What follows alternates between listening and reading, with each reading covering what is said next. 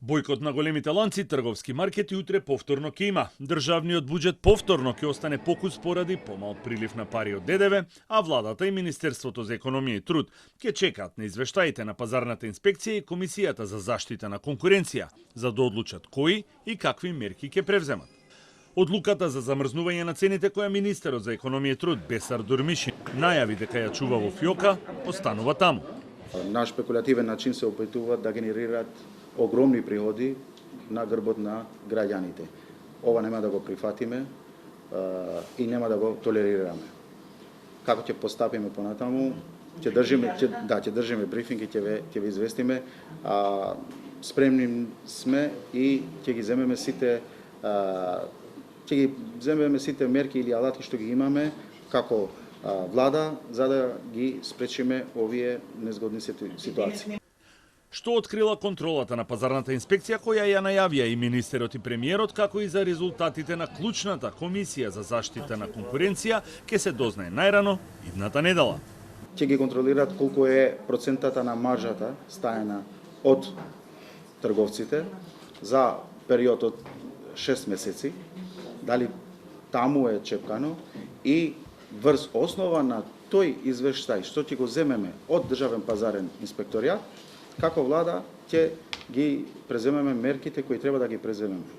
Премиерот Мицкоски смета дека решението на проблемот е во диалог и со прст посочи во трговците кои продават лекови и бела техника, како и економски оператори кои ја злоупотребувале својата положба на пазарот, но без да прецизира кои.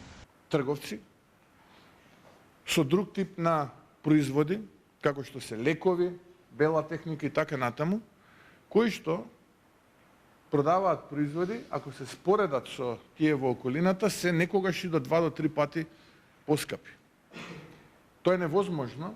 Мнозинството граѓани децидно, утре бојкот ќе има, а владата мора да најде начин како да ги стави цените под контрола. Ако тоа е масовно, а гледам дека се помасовно се случува, да. И сега што одам само ситница, која што ми е неопходна и наконам на пазар. Не може и покрај бојкотот цената на нешто да е пониска за пред бојкотот, после бојкотот да е повисока. Така да мислам дека треба малце памет да имаат. Стопанската комора, каде членки се дел од големите трговци и маркети, соопшти дека направила анализа според која во креирање на цените, односно поскапувањето, главна улога имале добавувачите и производителите, а не трговците.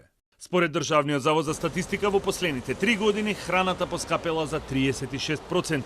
Основните продукти како лебот поскапел за над 40%, месото на 36%, млекото, сирењата и јајцата за 39%, овошјето за 33%, а зеленчукот за над 44%.